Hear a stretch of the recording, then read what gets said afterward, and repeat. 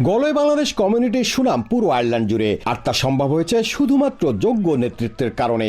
স্থানীয় সময় রোববার কমিউনিটির নির্বাচন অনুষ্ঠিত হলো। সকাল 10টা থেকে বিকাল 5টা পর্যন্ত চলে ভোট গ্রহণ। এবার আগামী 3 বছরের জন্য দায়িত্ব দেওয়া হলো এক ঝাঁক অভিজ্ঞদের হাতে।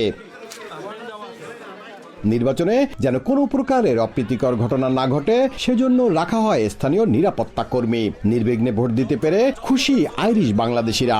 Bangladesh people, lots of Irish people.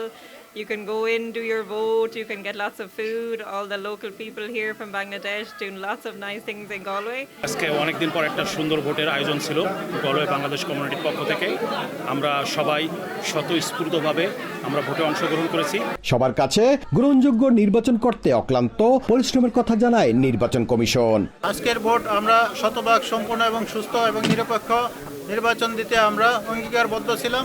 আমাদের নির্বাচন শতভাগ এবং সম্পূর্ণ এবং সুস্থ নির্বাচন আমরা দিতে পেরেছি। বাংলাদেশ কমিউনিটি গলওয়ে নির্বাচন সম্পন্ন করতে পেরেছি এবং অত্যন্ত সুন্দর পরিবেশে সবাই আমাদের প্রায় 500 ভোট আজকে কালেক্ট হয়েছে।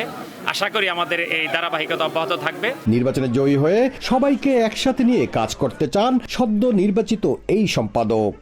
317টি ভোট দিয়ে আমাকে বিজয়ী করেছেন এবং যারা আমার সাথে ছিলেন নির্বাচনের জন্য সবাইকে ধন্যবাদ এবং গলের সকলকে আমার আন্তরিক ধন্যবাদ রইল। ইনশাল্লাহ আগামী দিনে বাংলাদেশ কমিউনিটি গলের জন্য আমি আমার সর্বোচ্চটুকু দিয়ে আমি গলের সাথে থাকব।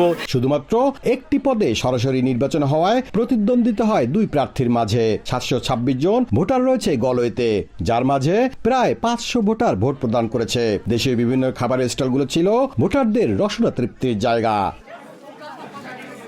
বৈরী আবহাওয়া উপেক্ষা করে সকাল থেকে এই বিকেল পর্যন্ত শত শত ভোটারদের উপস্থিতিতে গলওয়ে কমিটির নির্বাচনটি ছিল উৎসব মুখরে ভরা।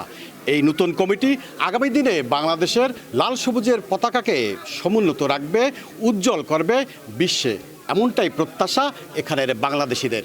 আয়ারল্যান্ডের গলওয়ে কাউন্টি থেকে সৈয়দ জুয়েল, সময় সংবাদ।